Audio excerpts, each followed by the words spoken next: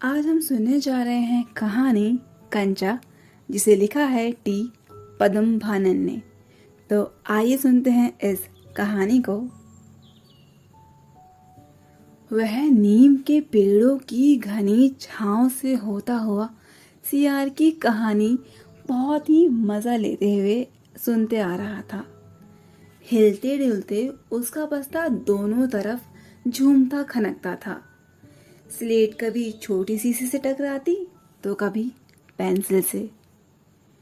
यूं वे सब उस बस्ते के अंदर टकरा रहे थे, मगर वह ना कुछ सुन रहा था और ना कुछ देख रहा था। उसका पूरा ध्यान कहानी पर केंद्रित था। कैसी मजेदार कहानी है कौवे और सियार की। सियार कौवे से बोला, प्यारे कौवे, एक गाना गाओ ना, तुम्हारा गाना सुनने के लिए तरस रहा हूँ। कौवे ने गाने के लिए मुंह खोला तो रोटी का टुकड़ा जमीन पर गिर पड़ा। सियार उसे उठाकर 9-2-11 हो गया। वह जोर से हंसा, बुद्धू कौवा। वह चलते चलते दुकान के सामने पहुंचा। वहां अलमारी में कांच के बड़े बड़े जार कतार में रखे थे। उनमें चॉकलेट, पेपरमेंट और बिस्कुट थे। उसकी नजर उनमें से किसी पर नहीं पड़ी। आखिर पड़ती भी क्यों? उसके पिताजी उसे ये चीजें बराबर ला ही देते थे। फिर भी एक नए जार ने उसका ध्यान आकर्षित कर ही लिया।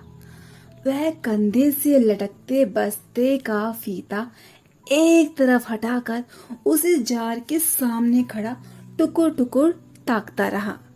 नया नया लाकर रखा गया वो जार उसने वहां पहले कभी नहीं देखा था। उससे पहले उसने वह चीज यहाँ नहीं देखी थी। पूरे जार में कंचे हैं, हरी लकीर वाले बढ़िया सफेद गोल कंचे, बड़े आमले जैसे। हाँ, कितने खूबसूरत हैं। अब तक ये कहाँ थे? शायद दुकान के अंदर थे। अब दुकानदार ने इन्हें दिखाने के लिए जरूर बाहर रखा होगा। उसके देखते देखते जार बड़ा होने लगा। वह आसमान सा बड़ा हो गया तो वह भी उसके भीतर आ गया। वहां और कोई लड़का तो था नहीं, फिर भी उसे वही पसंद था। छोटी बहन के हमेशा के लिए चले जाने के बाद वह अकेले ही खेलता था। वह कंचे चारों तरफ बिखेरता और मजे से खेलता रहा। तभी एक आवाज आई, लड़के, तू उस जार को नीचे गिरा देगा। वह चौंक उठा। जार अब छोटा बनता जा रहा था। छोटे जार में हरी लकीर वाले सफेद गोल कंचे, छोटे आमले जैसे। सिर्फ 2 ही जने थे वहां, वह और बूढ़ा दुकानदार। दुकानदार के चेहरे पर कुछ हिचकिचाहट थी। मैंने कहा ना, जो चाहते हो वह मैं निकाल कर दूंगा। वह उदास होकर अलग से खड़ा हो गया। क्यों? कंचा चाहिए? दुकानदार ने उससे कहा। दुकानदार ने जार का ढक्कन खोलना शुरू किया। उसने निषेध में सिर हिलाया। तो फिर सवाल खूब रहा, क्या उसे कंचा चाहिए? क्या चाहिए? उसे खुद भी मालूम नहीं है। जो भी हो, उसके कंचों को छूकर देखा। जार को छूने पर कंचे का स्पर्श करने का एहसास हुआ। अगर वह चाहता तो कंचा ले सकता था। लिया होता तो। स्कूल की घंटी सुनकर वह बस्ता थामे हुए दौड़ पड़ा। देर से पहुंचने वाले लड़कों को पीछे बैठना पड़ता था। उस दिन वही सबके बाद पहुंचा था, इसलिए वह चुपचाप पीछे की बेंच पर बैठ गया। सब अपनी अपनी जगह पर हैं। रामन अगली बेंच पर है। वह रोज समय पर ही आता था। तीसरे बेंच के आखिर में मलिका के बाद अब अम्मू बैठी है। जॉर्ज दिखाई नहीं पड़ता। लड़कों के बीच जॉर्ज ही सबसे अच्छे कंचे का खिलाड़ी है। कितना भी लड़का उसके साथ खेले, जॉर्ज से मात ही खाएगा। हारने पर यूं ही विदा नहीं हो सकते थे। हारे हुए तो उसकी बंद मुट्ठी जमीन पर रखनी होगी, तब जॉर्ज कंचा चलाकर बंद मुट्ठी के जोड़ों की हड्डियां तोड़ेगा। जॉर्ज क्यों नहीं आया? अरे हाँ, जॉर्ज को तो बुखार है ना। उसे रामन ने यह सूचना दी थी। उसने मलिका को सब बताया था। जॉर्ज का घर रामन के घर के रास्ते में ही पड़ता है। अप्पू कक्षा की तरफ ध्यान नहीं दे रहा है। मास्टर जी, उसने हड़बड़ी में पुस्तक खोलकर सामने रख ली। रेलगाड़ी का सबक था। रेलगाड़ी रेलगाड़ी, पृष्ठ 37। घर पर उसने यह पाठ पढ़ लिया है। मास्टर जी बीच में बेंच से मेज ठोकते हुए ऊंची आवाज में कह रहे थे, बच्चों, तुमने से कईयों ने रेलगाड़ी देखी होगी। उसे भाप की गाड़ी भी कहते हैं, क्योंकि उसका यंत्र भाप की शक्ति से चलता है।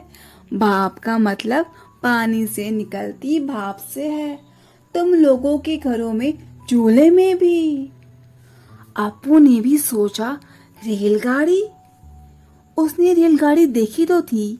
चुक चुक चुक चुक चुक, यही रेलगाड़ी है। वह भाप की भी गाड़ी का मतलब यही समझता था। मास्टर जी की आवाज अब कम ऊंची थी। वह रेलगाड़ी के हर एक हिस्से के बारे में समझा रहे थे।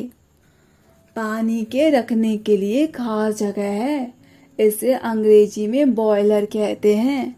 यह लोहे का बड़ा पीपा है। लोहे का एक बड़ा कांच का जार, उनमें हरी लकीर वाले सफेद गोल कंचे, बड़े आमले जैसे। जॉर्ज जब अच्छा होकर आ जाएगा तब उससे कहेगा। उस समय जॉर्ज कितना खुश होगा। सिर्फ वे दोनों खेलेंगे और किसी को साथ खेलने नहीं देंगे। उसके चेहरे पर चौक का टुकड़ा आकर गिरा। अनुभव के कारण वह उठकर खड़ा हो गया। मास्टर जी गुस्से में थे उस समय। अरे तू उधर उधर क्या कर रहा है तू? उसका दम घुट रहा था। बोल, क्या कर रहा है उधर तू? वह खामोश खड़ा रहा। क्या नहीं बोलेगा? वे अप्पू के पास पहुंचे। सारी कक्षा सांस रोके हुए उसी तरफ देख रही थी। उसकी घबराहट बढ़ गई। मैं अभी किसके बारे में बता रहा था? कर्मठ मास्टर जी उस लड़के का चेहरा देखकर समझ गए कि उसके मन में कुछ है। शायद उसे पाठ का ध्यान दिया भी नहीं हो। अगर दिया है तो उसका जवाब उसके मन से बाहर ही निकाल लेना होगा। इसी में उसकी सफलता है। हाँ बता बता बता, डर मत, बता। मास्टर जी ने देखा अप्पू की जबान पर जवाब था। हाँ बोलो। वह कांपते हुए बोला, कंचा। कंचा? वे सकपका गए। कक्षा में भूचाल आ गया। स्टैंड अप, स्टैंड अप, मैंने कहा स्टैंड अप। मास्टर साहब की आंखों में चिंगारियां सुलग रही थी। अप्पू रोता हुआ बेंच पर चढ़ा। पड़ोसी कक्षा की टीचर ने दरवाजे से झांक कर देखा, फिर सम्मिलित हंसी। रोकने की पूरी कोशिश करने पर भी वह अपना दुख रोक नहीं सका। सुगबुगाता रहा। रोते रोते उसका दुख बढ़ता ही गया। सब उसकी तरफ देखकर उसकी हंसी उड़ा रहे थे। रामन, मलिका, सब। बेंच पर खड़े खड़े उसने सोचा, दिखा दूंगा सबको। जॉर्ज को आने दो। जॉर्ज जब आएगा, जॉर्ज के आने पर वह कंचे खरीदेगा। इनमें से किसी को वह खेलने को नहीं बुलाएगा। कंचे को देखे ललचाएंगे। इतना खूबसूरत कंचा है ना, हरी लकीर वाले सफेद गोल कंचे, बड़े आमले जैसे। ये वह सोच रहा था। शक हुआ, कंचा मिलेगा कैसे? क्या मांगने पर दुकानदार देगा? जॉर्ज को साथ ले जाकर पूछे तो नहीं देगा क्या? नहीं दे तो देगा तो? किसी को शक हो गया तो पूछ लिया तो? मास्टर जी ने उस घंटे का सबक समाप्त किया। क्या किसी को कोई शक नहीं है? मास्टर जी ने पूछा। अप्पू की शंका अभी भी दूर नहीं हुई थी। वह सोच रहा था, क्या जॉर्ज को साथ ले चलने पर दुकानदार कंचा नहीं देगा? अगर खरीदना ही पड़े तो कितने पैसे लगेंगे? रामन ने मास्टर जी से सवाल किया और उस सवाल का जवाब मिला। अमड़ी ने शंका का समाधान कराया। कई छात्रों ने यह दोहराया। अप्पू, क्या सोच रहे हो? मास्टर जी ने पूछा। पूछ लो, शंका है तो। शंका क्या है, पूछो। शंका तो जरूर है, और वो भी उसके मन में। क्या जॉर्ज को साथ ले जाने पर दुकानदार कंचे देगा? नहीं तो कितने पैसे लगेंगे? क्या 5 पैसे में मिलेगा? 10 पैसे में? क्या सोच रहे हो? पैसे? क्या? कितने पैसे चाहिए? किसके लिए? मास्टर जी ने पूछा। वह कुछ नहीं बोला। हरी लकीर वाले सफेद गोल कंचे उसके सामने से फिसलते गए। मास्टर जी ने पूछा, क्या? रेलगाड़ी के लिए? उसने सिर हिलाया। बेवकूफ, रेलगाड़ी को पैसे से खरीद नहीं सकते हैं। अगर मिले तो उसे लेकर करेगा क्या? वह खेलेगा, जॉर्ज के साथ खेलेगा। रेलगाड़ी नहीं, कंचा। चपरासी उसी समय एक नोटिस लेकर क्लास में आया। मास्टर जी ने कहा, जो फीस लाए हैं वे ऑफिस जाकर जमा कर दें। बहुत से छात्र गए। राजन ने जाते जाते अप्पू के पैर में चिकोटी काट ली। उसने पैर खींच लिया। उसे याद आया, उसे भी तो फीस जमा करनी है। पिताजी ने उसे 1.5 रुपया इसी के लिए तो दिया था। उसने अपनी जेब टटोल कर देखा। 1 रुपए का नोट और 50 पैसे का सिक्का था। वह बेंच से उतरा तो मास्टर जी ने उसे देखकर बोला, किधर? मास्टर जी ने उससे पूछा। उसकी कंठ से खुशी के बुलबुले उठे। हाँ, फीस देनी है, फीस। मास्टर जी ने उसकी आवाज को सुन के कहा, फीस मत देना। वह झिझक उठा। On the bench. मास्टर जी ने उसे डांटते हुए कहा, ऑन द बेंच। वह बेंच पर चढ़कर रोने लगा और मास्टर जी ने फिर कहा, क्या भविष्य में कक्षा में ध्यान से पढ़ेगा? ध्यान दूंगा मैं। और उसकी बात सुनकर मास्टर जी ने उसे भेज दिया। वह दफ्तर गया। दफ्तर में बड़ी भारी भीड़ थी। बच्चों, एक एक करके आओ, क्लर्क बाबू बता रहे थे। तभी बच्चों का शोर हुआ। पहले मैं आया हूँ। मैं ही आया हूँ। मेरी बाकी पैसे। इस शोरगुल में अप्पू दूर खड़ा रहा। रामा ने फीस जमा की। मलिका ने भी जमा की। अब थोड़े से ही लड़के बचे थे। वह सोच रहा था, जॉर्ज को लेकर चलूं तो देगा ना? वह अब भी यही सोच रहा था। जॉर्ज को साथ लेकर चलूंगा तो वो देगा ना? शायद दे। नहीं तो कितने पैसे लगेंगे? 5 पैसे, 10 पैसे, कितने पैसे? हरी लकीरों वाले गोल सफेद कंचे। घंटी बजने पर फीस जमा किए हुए सभी बच्चे उधर से चले। वह भी चला, मानो नींद जागकर चल रहा हो। क्या सब फीस जमा कर चुके? मास्टर जी ने कहा। क्लास छोड़ने के पहले मास्टर जी ने सभी से यह बात पूछी, पर वह उठा नहीं। शाम को थोड़ी देर इधर उधर टहलता रहा। लड़के गीली मिट्टी में छोटे गड्ढे खोदकर कंचे खेल रहे थे। वह उनके पास नहीं गया। फाटक के खींचे में थामे उसने सड़क की तरफ देखा। वहां उस मोड़ पर दुकान है। दुकान में अलमारी। बाहर खड़े खड़े सब कुछ वो छू सकता था। अलमारी के शीशे में जार हैं। उनमें एक जार में पूरा का पूरा बस्ता कंधे पर लटकाए वह चलने लगा और दुकान के नजदीक आ रही थी। उसकी चाल की तेजी बढ़ी। वह अलमारी के सामने खड़ा हो गया। दुकानदार उसे देखकर हंसा। उसे मालूम हुआ कि दुकानदार उसके ही इंतजार में है। वह भी हंसने लगा। कंचा चाहिए ना? उसने सिर हिलाया। दुकानदार का चार ढक्कन जब खोलने लगा तब अप्पू ने पूछा, अच्छे कंचे हैं ना? बढ़िया, फर्स्ट क्लास कंचे हैं। तुम्हें कितने कंचे चाहिए? कितने कंचे चाहिए? कितने चाहिए? कितने? उसने जेब में हाथ डाला। 1 रुपया और 50 पैसे थे उसकी जेब में। उसने वह निकाल कर दिखाया। दुकानदार चौंक उठा। इतने सारे पैसे के? सबके? पहले कभी किसी लड़के ने इतनी बड़ी रकम से कंचे नहीं खरीदे थे। इतने कंचों की क्या जरूरत है? वह मैं नहीं बताऊंगा। मैं तो नहीं बताऊंगा। दुकानदार समझ गया।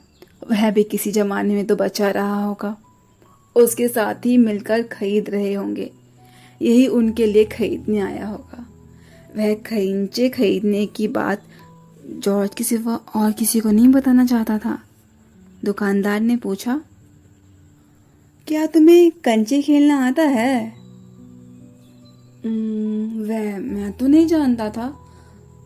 तो फिर कैसे कैसे सवाल पूछ रहा है ये? उसका धीरे जवाब दे रहा था। उसने हाथ फैलाया। दे दो। दुकानदार हंस पड़ा। वह भी हंस पड़ा।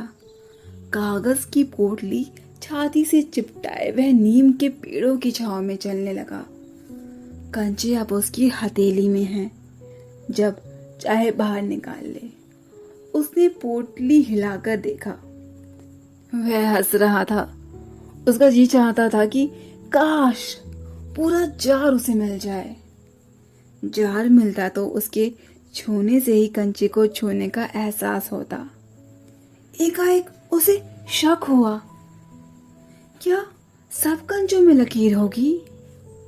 उसने पोटली खोलकर देखने का निश्चय किया। बस्ता नीचे रखकर वह धीरे से पोटली खोलने लगा। पोटली खुली और सारे कंचे बिखर गए। वे सड़क के बीचों बीच पहुंच रहे थे। क्षण भर सक पकाने के बाद वह उन्हें चुनने लगा। हथेली भर गई थी उसकी। वह चुने हुए कंचे कहाँ रखता? स्लेट और किताब बस्ते से बाहर रखने के बाद कंचे बस्ते में वह डालने लगा। 1 2 3 4। एकाएक एक कार सड़क पर ब्रेक लगाती हुई उसके सामने आ गई। पर उस कार ने ब्रेक लगा लिया। वह उस वक्त भी कंचे चुनने में मगन था। ड्राइवर को इतना गुस्सा आया कि उस लड़की को कच्चा खा जाने की इच्छा हुई। उसने बाहर झांक कर देखा। वह लड़का क्या कर रहा है? हॉर्न की आवाज सुन कंचे चुनते अप्पू ने बीच में सिर उठाकर देखा। सामने एक मोटर है और उसके भीतर ड्राइवर। उसने सोचा, क्या कंचे उसे भी अच्छे लगते होंगे? शायद उसे भी मजा आ रहा होगा देख के उन्हें। एक कंचा उठाकर उसे दिखाया और हंसा। बहुत अच्छा है ना, ये देखो। ड्राइवर को गुस्सा हवा हो गया। वह हंस पड़ा। बस्ता कंधे पर लटकाए, स्लेट, किताब, शीशी, पेंसिल सब छाती से चिपकाए वह घर आ गया। उसकी माँ शाम की चाय तैयार कर रही उसकी राह ही देख रही थी। बरामदे के बेंच पर स्लेट व किताबें फेंककर वह दौड़कर माँ के गले लग गया। उसके लौटने में देर होते देख माँ घबराई हुई थी। उसने बस्ता जोर से हिलाकर दिखाया। अरे अरे, ये क्या है? माँ ने पूछा। मैं नहीं बताऊंगा, वह बोला। अच्छा, मुझसे नहीं कहेगा? कहूंगा माँ, आंखें तो बंद कर लो। माँ ने आंखें बंद कर ली। उसने गिना 1 2 3। माँ ने आंखें खोलकर देखा। बस्ते में कंचे ही कंचे थे। वह कुछ हैरान हुई, इतने सारे कंचे कहाँ से लाया? खरीदे हैं। पैसे? पिताजी की तस्वीर की ओर इशारा करते हुए उसने कहा, दोपहर को दिए थे ना। माँ ने दांतों तले उंगली दबा ली। फीस के पैसे? इतने सारे कंचे काहे को लिए? आखिर खेलोगे किसके साथ? उस घर में सिर्फ वही है। उसके बाद एक मुन्नी हुई थी, उसकी छोटी बहन, मगर माँ की पलकें भीग गई। उसकी माँ रो रही है। अपू नहीं जान सका कि उसकी माँ क्यों रो रही है। क्या कंचा खरीदने से? ऐसा तो नहीं हो सकता था।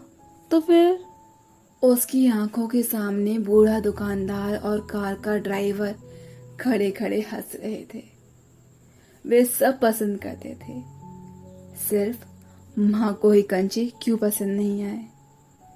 शायद कंचे अच्छे नहीं हैं। बस्ते में आमले जैसे कंचे निकालते हुए उसने कहा, बुरे कंचे हैं, है ना? नहीं नहीं, अच्छे हैं। देखने में तो बहुत अच्छे लगते हैं ना? बहुत अच्छे लगते हैं, बहुत अच्छे।